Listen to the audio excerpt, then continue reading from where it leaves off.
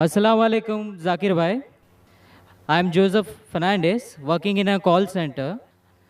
मेरा सवाल आपसे ये है कि मुझे कई दोस्त मिले जिनमें से कुछ सिया है और कुछ सुन्नी।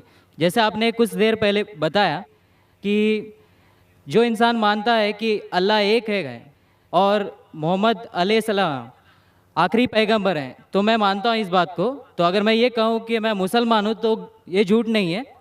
लेकिन मुसलमान बनने के बाद एक नमाज़ पढ़ना बहुत ज़रूरी होता है और कुछ तरीके हैं जो दोनों ही दोस्तों ने मुझे बताए, लेकिन उनके तरीके अलग अलग हैं। तो मुझे ये समझ में नहीं आया कि किसका तरीका मैं अपनाऊं, क्योंकि दोनों ही अपने तरीक़ों को सही समझ सकें। भाई साहब ने सवाल किया कि अगर अल्लाह एक है उसमें मानना है और मोहम्मद सल्लल्लाहु अलैहि वसल्लम पैगम्बर है तो मैं मानता हूँ, तो उस तरीके से मुसलमान हूँ मैं। लेकिन मेरे दो दोस्त, एक शिया एक सुन्नी, और मुसलमान बनने के लिए नमाज़ पढ़ना ज़रूरी है, तो किस तरीके से नमाज़ पढ़ूँ? भाई साहब, आप कहते हैं कि अल्लाह एक है, आप मानते हैं कि अल्लाह के पैगम्बर मोहम्मद सल्लल्लाहु अलैहि वसल्लम आखिरी पैगम्बर है, तो आपने कहा कि किस तरीके से नमाज़ पढ़ूँ। ये शिया सुन्नी जो आपने पूछा, आप जब कुरान पढ़ेंगे, कुरान में ना शिया है ना सुन्नी है, कुरान में ना शिया है ना सुन्नी है।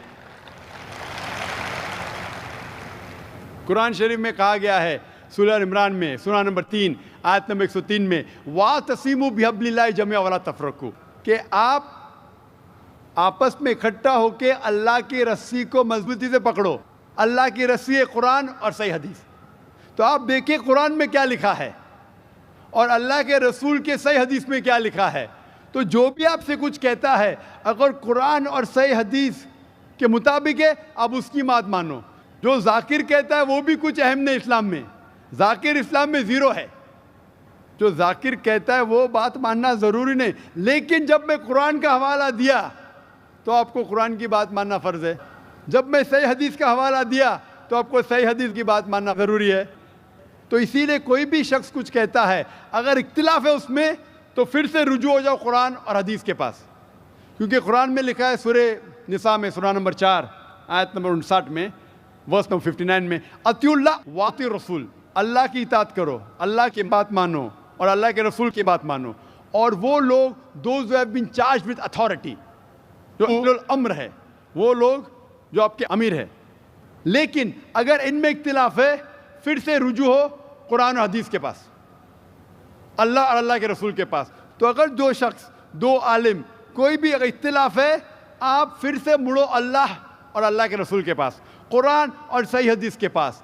फिर देखो कि कौन सा दोस्त, कौन सा मुस्लिम, कौन सा आलिम, कौन सा मौलाना कुरान और सही हदीस के मुताबिक कह रहा है। आप समझे? तो इससे पता चलेगा कि क्या सही है। आप बोलते हैं कि नमाज पढ़ने के तरीके में इख्तिलाफ है, शुरू में कम से कम जो यकसा है वो तो शुरू करो। इख्तिलाफ वो थोड़ा है, नमाज के तरीके में इख्तिलाफ वो थोड़ा है, जो यकसा है वो तो शुरू करो। अगर आप मुसलमान बनना चाहते हैं तो इतना वक्त क्यों ले रहे? खाली नाम के मुसलमान होना ज़रूरी नहीं है, वो कोई फ़ायदा नहीं। अमली तौर पे मानो कि अल्लाह एक है, उसकी इबादत करो और आखिरी रसूल मोहम्मद सल्लल्लाहु अलैहि वसल्लम पे ईमान लाओ, और उसके बाद फिर तहकीक करो। आपके दो दोस्त लोग जो बोल रहे कुरान से कौन मैच करता है, सही हदीस से कौन मैच करता है। मेरा सवाल ये था कि इतने सालों से जो हमारे रिलीजियस बुक्स आए हमारे पास और हम लोग स्टडी नहीं कर पा रहे, जो आज आपने प्रोग्राम लिया, जो वेद गीता में से बताए हमें, आज मैंने अभी पढ़ना शुरू किया है, मगर इतने सालों से कोई पढ़ रहा क्यों नहीं है? आप इसके ऊपर क्या कहना चाहेंगे? भाई ने अच्छा सवाल किया है कि हम गैर मुस्लिम अपनी मजहबी किताब पढ़ते ही नहीं। मेरी तकरीर सुनने के बाद भाई साहब ने शुरू किया पढ़ना। तो क्यों नहीं पढ़ते? क्योंकि अक्सर दिगर मज़ाहिब के धर्म गुरु वो नहीं चाहते कि उनके मज़हब के मानने वाले अपनी मजहबी किताब पढ़े। क्यों? क्योंकि अगर आप मजहबी किताब पढ़ेंगे तो ये दिगर मज़ाहिब के धर्म गुरु की दुकान कैसे चलेंगी? आप समझे? तो इसीलिए जो कुरान में लिखा है, सबसे बेहतरीन जिस तरीके से गैर मुसलमान से कोई मुस्लिम बात कर सकता है, वो सूरह इमरान सूरह नंबर 3 आयत नंबर 64, تعالوا الی کلمۃ سواء بین بینکم، آؤ ہم اس بات کی طرف جو آپ اور ہم میں یکساں ہے۔ اسی لیے میں جب تقریر کرتا ہوں یکسانیت کے بارے میں کرتا ہوں، میں اختلافی تقریر بھی کر سکتا ہوں لیکن اس سے کوئی فائدہ نہیں، میں چاہتا ہوں کہ آپ حق کی طرف آئے۔ اور انشاءاللہ میری اگلی تقریر جو اگلے سنیچر ہے وہ ہے کہ خدا کا تصور مختلف مذاہب میں، concept of God in the major world religions. لوگ دھرم گرو یہ نہیں چاہتے کہ ان کے دھرم کے ماننے والے اپنے دھرم کی کتاب پڑھے۔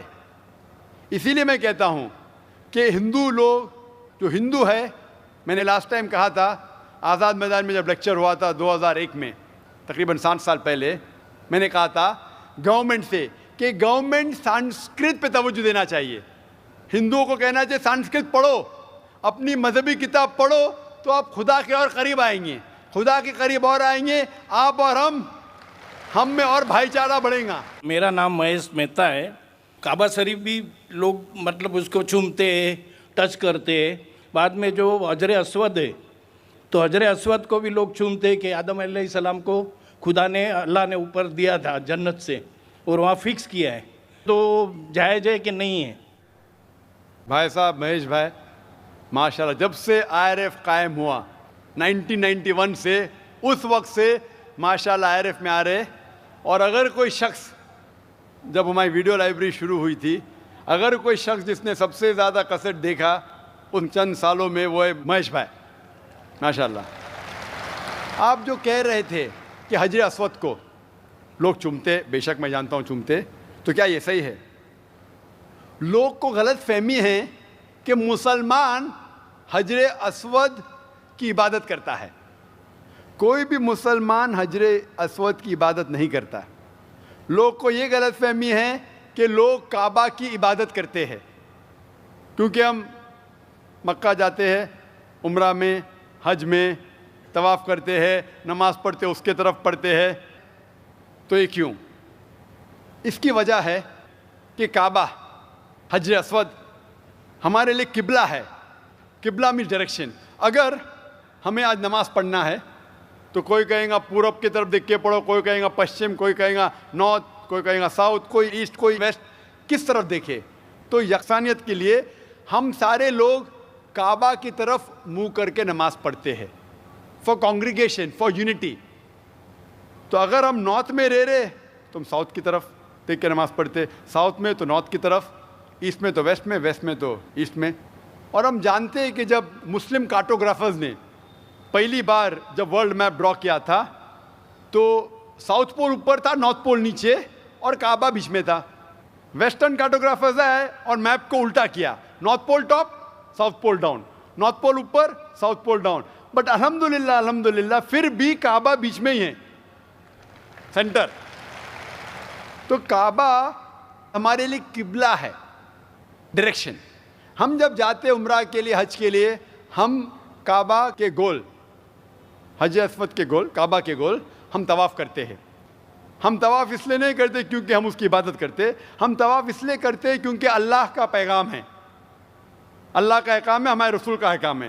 لیکن منطق سے میں سوچوں، لاجک سے سوچوں تو یہ سوچ سکتا ہوں کہ ہر سرکل کا ایک سینٹر ہے، ایک محور ہے، ایک سینٹر، کیونکہ ہم مانتے ہیں کہ اللہ ایک ہے، خدا ایک ہے، اسی لیے ہم کعبہ کے گول طواف کرتے ہیں، یہ دکھانے کے لیے کہ اللہ خدا ایک ہے۔ جیسے آپ نے فرمایا کہ مسلمان چومتے ہیں، بالکل صحیح فرماتے ہیں، میں تو میرے بیٹے کو بھی چومتا ہوں۔ کل آپ کہیں گے کہ بیٹے کی عبادت کرتا ہوں، اس کا جواب دوں گا میں۔ ایک حدیث ہے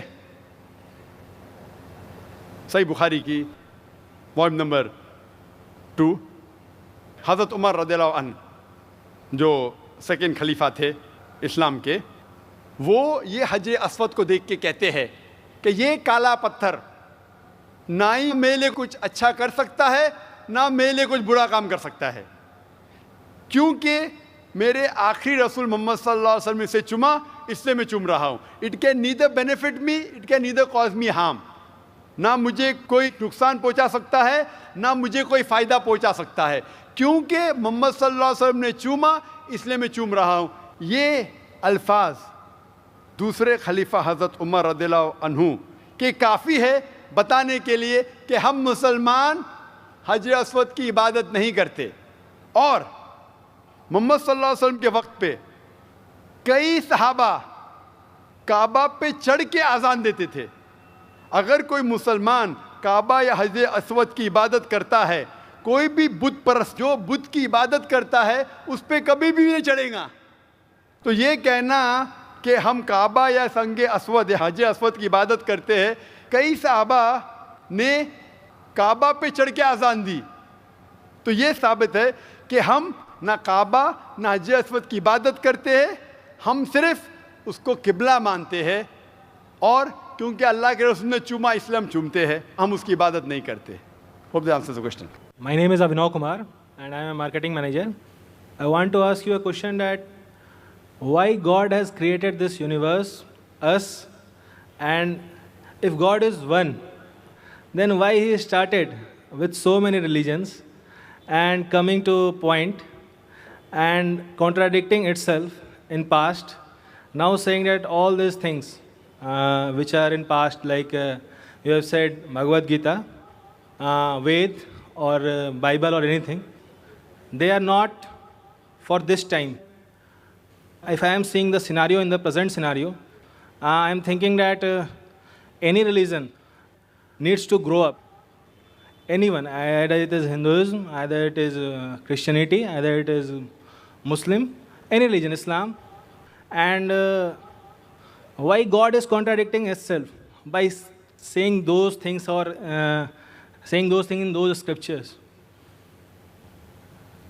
بھائی صاحب کا پہلا سوال کہ خدا نے ایشور نے ہمیں کیوں بنایا، دوسرا سوال کہ خدا نے اتنے مختلف مذاہب کیوں بنائے، وائی سو مینی ریلیجنس، اور تیسرا سوال خدا کانٹرڈکٹ کیوں کرتا ہے، خدا اختلاف کیوں کرتا ہے، پہلے یہ پہلے وہ، پھر بھگوت گیتا میں، پھر قرآن میں، کیوں ایسا کانٹرڈکشن ہے؟ تین سوال برابر۔ پہلا سوال کہ خدا نے ہمیں کیوں بنایا ہے، اس کے اوپر پوری تقریر کیا ہوں میں، purpose of creation, purpose of creation پوری تقریر ہے میری 1.5-2 گھنٹے کی، سوال جواب کے ساتھ 3-3.5 گھنٹے کی، وقت نہیں ہے لیکن مین پوائنٹ کہوں گا۔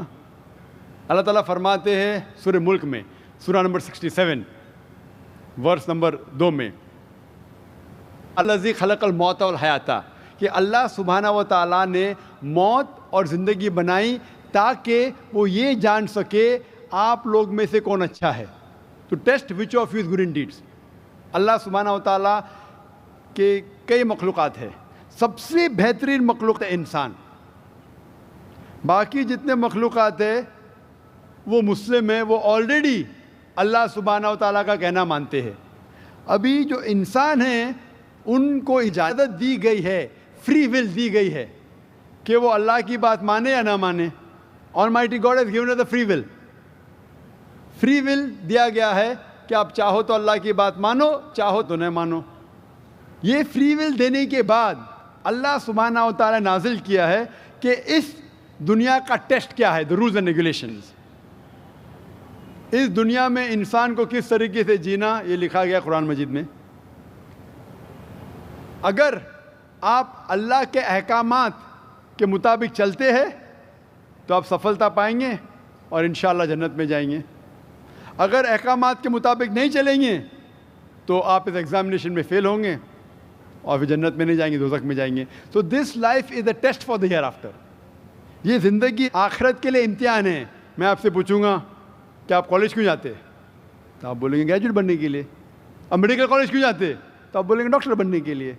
تو ہم یہ دنیا میں آئے ٹیسٹ پاس کرنے کے لیے، کیونکہ اس دنیا میں آنے کے پہلے سورہ اعراف سورہ نمبر 7 آیت نمبر 172 میں لکھا ہے کہ اللہ سبحانہ و تعالیٰ نے ساری انسانیت کو، آدم سے اب تک ساری انسانیت کو from the lines of Adam کھڑا کیا، پوچھا کہ کون ہے عبادت کے لائق، اور سب نے کہا صرف ایک اللہ سبحانہ و تعالیٰ۔ پھر اللہ تعالیٰ نے پوچھا کہ کون یہ ٹیسٹ کرنا چاہتا ہے، تو انسان ہم بیوقوف تھے جو یہ ٹیسٹ کرنے کے لیے آئے، کیونکہ باقی لوگ جو پتھر، پہاڑ، جانور، یہ سب مسلم ہیں، پر ان کے پاس چوائس نہیں ہے۔ اگر آپ کے پاس چوائس نہیں ہے، ایک فرشتے کے پاس چوائس نہیں, جو بھی اللہ کہتے وہ ان کی بات مانتے. لیکن ہم کو چوائس دینے کے بعد اگر ہم اللہ کی بات مانیں تو ہم فرشتے کے اوپر ہو جائیں گے, اگر نہیں مانیں گے تو فرشتے کے نیچے شیطان کے ساتھ ہوئیں گے. تو ہم نے بولے نہیں, ہم کو تو فرسٹ کلاس فرسٹ آنا ہے, تو آ گئے ہم وہاں پر, ہم اس دنیا میں. ٹھیک ہے, تو یہ ٹیسٹ ہے. اور انسان سب سے اچھی مخلوق ہے, best creation of almighty God. تو this life is a test for the hereafter. اور اللہ تعالیٰ فرماتے سورہ داریات میں, سورہ نمبر 51 آیت نمبر 56, وما خلقت الجن والانس الا لیعبدون, کہ ہم نے جن اور انسان کو نہیں بنایا صرف اللہ کی عبادت کرنے کے لیے, اور عبادت کے لیے اللہ کی بات ماننا ضروری ہے. So this life is a test for the hereafter. یہ جو زندگی ہے آخرت کے لیے ہمارے لیے امتحان ہے. آپ کا سوال نمبر 2 کہ اللہ نے مختلف مذاہب کیوں بنائے؟ اللہ نے صرف ایک ہی مذہب بنایا ہے, ایک ہی دین, جس کا نام قرآن میں ہے, سورہ ال عمران سورہ نمبر 3 آیت نمبر 19 میں, ان الدین عند اللہ الاسلام, the only religion acceptable in the sight of Allah is Islam. صرف ایک ہی دین جو اللہ کے نزدیک صحیح ہے وہ اسلام. اسلام کے معنی ہے امن, پیس. اسلام کے معنی ہے to submit your will to God, خود اپنے خواہش سے اللہ کے احکامات کے مطابق زندگی کو بسر کرنا. اسلام کا مطلب یہ نہیں کہ محمد سلطان ذاکر, اسلام مطلب اللہ کے احکامات پہ عمل کرنا اور امن حاصل کرنا. تو جتنے پیغمبر آئے صرف اسلام سکھائے. مذہب ایک ہی ہے لیکن مذہب کا پیغام بدلا گیا. جس طریقے سے جو پہلے بھائی صاحب کے سوال میں نے جواب دیا تھا کہ سارے پیغمبر کا اہم پیغام تھا کہ خدا ایک ہے, صرف اس کی عبادت کرو, اور آخری پیغمبر محمد صلی اللہ علیہ وسلم ہے. باقی چیز میں لٹل بٹ ڈفرینس ہوگا, but the basic message was the same. Basic جو پیغام تھا ایک خدا, صرف اس کی عبادت کرو, اس خدا کی کوئی پرتیما نہیں, بت پرستی غلط ہے, اور اس ایشور کے آخری پیغمبر محمد صلی اللہ علیہ وسلم. لیکن کیونکہ وقت جانے کی وجہ سے جو پیغام جو دیا گیا تھا وہ بدلتا گیا, جیسے میں نے کہا. تو جتنی مذہبی کتابیں جو قرآن کے پہلے آئے, کوئی بھی مذہبی کتاب محفوظ نہیں ہے.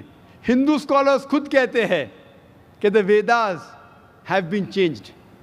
بائبل اسکالرس خود کہتے ہیں بائبلز ہیو بین چینجڈ. جتنے مذہبی کتاب کے اسکالرز کہتے ہیں کہ ان کی مذہبی کتاب میں تبدیلی آ چکی ہے. لیکن قرآن میں الحمدللہ. اور جو دشمن اسلام ہے, اکارڈنگ ٹو ولیم مور, جو ایک اسلام کا بہت گریٹ کرٹک ہے, اسلام کے خلاف بات کرتا ہے, وہ پھر بھی کہتا ہے 200 سال پہلے کہا کہ ایک واحد مذہبی کتاب جو 1200 سال تک کے محفوظ ہے وہ ہے قرآن. تو مذہب ایک ہی ہے, اللہ میں ماننا, اس کی عبادت کرنا, اس کے علاوہ کسی کی عبادت نہیں کرنا, اور آخری پیغمبر محمد صلی اللہ علیہ وسلم. ایک ہی مذہب. ہم لوگوں نے اس کے غلط ڈفرینٹ نام دیے, تو مذہب ایک ہی تھا. آپ کا آخری سوال, اتنے ڈفرینسز کیوں پیدا کیے؟ وہ اللہ نے نہیں کیے, انسان نے کیے. خدا کا سب میں سے یکساں تھا, ہم انسانوں نے اسے تبدیل کیا. جیسا میں نے کہا نا, کائی کے لیے, فائدے کے لیے. تو ابھی ہمیں یہ دیکھنا ہے کہ اصل مذہب کیا ہے. اور میں عام طور پہ کہتا ہوں, جو میں رائے دیتا ہوں میں صرف ایک طرفہ رائے نہیں دیتا ہوں کہ صرف قرآن میں مانو. میں کیا کہتا ہوں, آپ کم از کم ایک بات پہ مانو کہ ایک کتاب 100% خدا کی ہے. ٹھیک ہے, یہ ماننے میں کسی کو گلا شکوہ نہیں ہوگا. ہندو کہیں گا وید خدا کی کتاب ہے, عیسائی کہیں گا بائبل خدا کی کتاب ہے, مسلمان کہیں گے قرآن خدا کی کتاب ہے. پھر میں یہ کہتا ہوں کہ جو ساری مذہبی کتابوں میں یکسانیت ہے, ہم کم از کم اس کے اوپر عمل کریں. جو اختلاف ہے اسے کل ڈسکس کریں گے. صحیح بات. جو یکسانیت ہے, پھر آپ کہہ سکتے یہ تو وید اور قرآن میں ہے, کرسچن کہیں گا یہ بائبل اور قرآن میں, مسلم کہیں گا قرآن اور بائبل میں, قرآن اور وید میں. تو یہ بات تو 100% خدا کی ہے. آپ اس بات کو تسلیم کرتے کیا نہیں؟ جو چیز کامن ہے بائبل, وید, قرآن میں, وہ 100% اللہ کا کلام ہونا چاہیے. باقی ہے کہنے بات پر ڈسکس کریں گے. تو ساری مذہبی کتابوں میں لکھا ہے کہ محمد صلی اللہ علیہ وسلم آخری پیغمبر, اختلاف کی بات نہیں ہے. ساری مذہبی کتابوں میں لکھا ہے کہ خدا ایشور ایک ہے، کوئی اختلاف کی بات نہیں، نہ اس کی کوئی پرتیما ہے، نہ کوئی بت ہے، اس کی عبادت کرنا چاہیے، باقی چیز چھوڑو، کم از کم اس پہ تو عمل کرو۔ اس طریقے سے میں نے تقریر کی ہندو مذہب اور اسلام میں۔ السلام علیکم ورحمۃ اللہ وبرکاتہ۔ جی خوش آمدید دوستو، امید کرتا ہوں ویڈیو آپ نے پوری دیکھی ہوگی اور آپ کو پسند بھی آئی ہوگی۔ یہ سوال آپ نے سنا کہ میرے دو مسلمان دوست ہیں اور دونوں کے نماز پڑھنے کے طریقے الگ الگ ہیں، جبکہ دین ایک ہے تو طریقے الگ الگ کیوں ہیں؟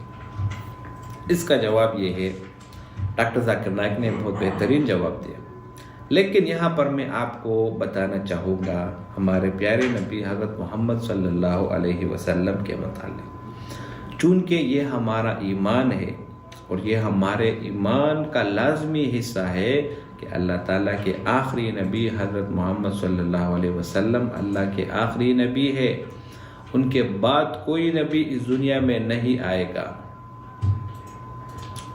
اور اللہ تعالیٰ نے دنیا اور آخرت کی کامیابی ہمارے لیے ہمارے پیارے نبی حضرت محمد صلی اللہ علیہ وسلم کی زندگی میں رکھی ہے کہ جس طریقے سے رسول اللہ صلی اللہ علیہ وسلم نے زندگی گزاری وہی طریقہ ہم اپنائیں گے۔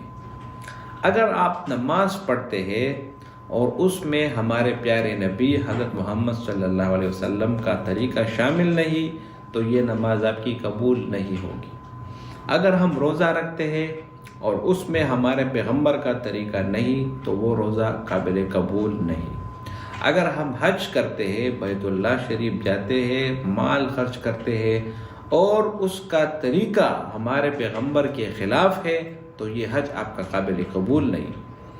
غرض یہ کہ اگر دین اسلام کے جتنے بھی احکامات ہیں اگر آپ اس کو کرتے ہیں اور اس پہ عمل کرتے ہیں تو اس میں رسول اللہ صلی اللہ علیہ وسلم کا طریقے کا شامل ہونا یہ ضروری ہے۔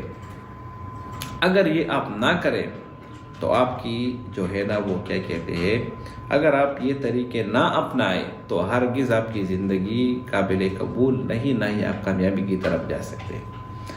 اب یہاں پر ایک بات میں آپ کو بتانا چاہوں گا کہ رسول اللہ صلی اللہ علیہ وسلم کی زندگی ہمارے لیے بہترین نمونہ ہے۔ قرآن میں اللہ تعالیٰ بھی فرماتے ہیں لَقَدْ كَانَ لَكُمْ فِي رَسُولِ اللَّهِ أُسْوَةٌ حَسَنَةٌ، تحقیق کے ساتھ رسول اللہ صلی اللہ علیہ وسلم کی زندگی آپ کے لیے بہترین نمونہ ہے۔ اب یہاں پر جو اہم سوال آتا ہے وہ یہی آتا ہے کہ کیوں اللہ کا نبی ایک ہے، اللہ کا دین ایک ہے، تو پھر یہ نماز کے طریقے کیوں جدا جدا ہے؟ اشارہ ہے رفع الیدین کی طرف۔ بعض لوگ نماز پڑھتے ہیں اور نماز میں رکوع اور سجدہ کرنے سے پہلے اللہ اکبر کرتے ہیں، اور بعض لوگ اس طرح جو نہیں کرتے۔ مثال کے طور پر 4 مذاہب بنی ہے، امام ابو حنیفہ، امام شافعی، امام احمد بن حنبل اور امام مالک رحمۃ اللہ علیہ، یہ چاروں بڑے بڑے ائمہ کرام گزرے ہیں۔ اب بعض ملحد لوگ، ملحد تو میں نہیں کہتا لیکن بعض لوگ یہ اعتراض کرتے ہیں کہ جب اللہ کا نبی ہے، اللہ کے صحابہ موجود ہے، نبی کے صحابہ موجود ہے، قرآن موجود ہے، احادیث موجود ہے، پھر یہ ائمہ کہاں سے آ گئے؟ ہم ڈائریکٹ قرآن کو کیوں نہیں جاتے، ہم ڈائریکٹ حدیث کی طرف کیوں نہیں جاتے؟ سوال یہ ہے، تو اس کا جواب یہ ہے کہ آپ کو قرآن پڑھانے والا بھی کوئی چاہیے، آپ کو احادیث پڑھانے والا بھی کوئی چاہیے، ایک ایسا استاد آپ کو چاہیے جو آپ کو اس قرآن کا خلاصہ بیان کرے، اس احادیث کے کتب، احادیث کا ذخیرہ جو موجود ہے اس کے معانی، اس کو احکامات وہ آپ تک پہنچائے۔ آپ کالج جاتے ہیں، یونیورسٹی جاتے ہیں، آپ کو کتابیں ملتی ہیں، ٹھیک ہے، میٹرک تک آپ نے کم از کم اتنا پڑھا ہوگا کہ آپ انگلش لینگویج آپ سمجھ سکتے ہیں، کیا بولنا چاہتا ہے، میتھس آپ سمجھ سکتے ہیں، تو پھر فرسٹ ایئر سیکنڈ ایئر اس کی کتابیں بازار میں موجود ہیں، آپ لاؤ کتابیں، خود سے پڑھو اور خود سے ایگزام دو۔ آپ کالج کیوں جاتے ہیں، آپ یونیورسٹی کیوں جاتے ہیں؟ کیوں آپ پروفیسر کے پاس جاتے ہیں, ٹیوشن پڑھانے بھی جاتے ہیں اور ان کے ساتھ کلاسز بھی لیتے ہیں, اور آپ کہتے ہیں کہ کیوں یار آپ کو تو کتابوں کی سمجھ آتی ہے, خود سے آپ پڑھو, شروع کرو. تو جب آپ دنیا کی کتابوں میں class first year second year آپ استاد کی طرف جاتے ہیں, استاد آپ کو پڑھاتا ہے, اس کے بعد آپ امتحان میں کامیاب ہوتے, آپ سمجھ جاتے ہیں, تو بھائی دوستو یہ قرآن اور حدیث کی بات جب آتی ہے تو پھر یہاں پر آپ کیوں یہ اعتراض کرتے ہیں کہ یار یہ ائمہ کہاں سے آ گئے؟ یہ ائمہ آپ کو یہ سمجھاتے ہیں کہ بھائی یہ قرآن میں اگر یہ آیت ہے ذالک الکتاب لا ریب فی, الکتاب یہاں پر کیا ہے, ذالک کیا ہے, لا ریب فی, اس میں کوئی شک نہیں ہے, اس کا مطلب کیا ہے, مفہوم کیا ہے؟ تو بھائی یہ ائمہ کرام اس قرآن مجید اور حدیث کا تشریح آپ کو بیان کرتے ہیں, اور ان کی زبان یہ بھی اہل عرب میں سے تھے, عربی ان کی زبان تھی. امام ابو حنیفہ چونکہ عجم میں سے تھے, لیکن یہ باقی ائمہ وہ عربی میں تھے, اور عربی کا زبان عربی ہی سمجھ سکتا ہے, تو انہوں نے اس قرآن مجید اور حدیث کو آپ کے لیے ایکسپلور کیا, آپ کے لیے ان کو ایکسپینڈ کیا, ہر ایک مسئلے کی نوعیت, ہر ایک مسئلہ اس کو قرآن اور حدیث سے ثابت کیا ہے.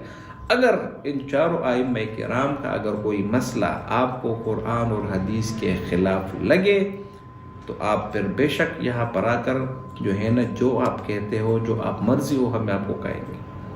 لیکن ان ائمہ کرام نے یہاں پر جو ہے نا ان کی تشریح کی, اور ان چاروں ائمہ کرام کا جو آپس کا اختلاف ہے وہ ہماری امت کے لیے رحمت ہے. کیوں؟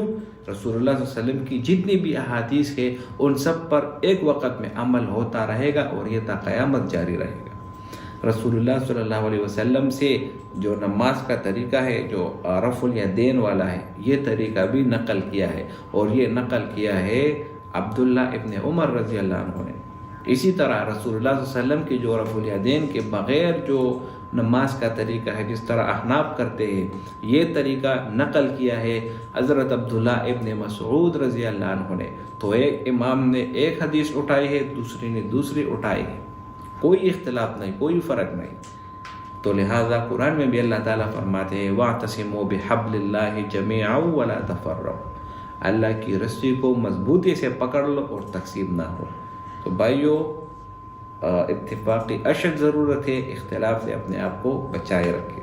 امید کرتا ہوں یہ ویڈیو آپ کو پسند آئی ہوگی. اگر ویڈیو آپ کو پسند آئے تو اس چینل کو سبسکرائب کریں. بہت شکریہ.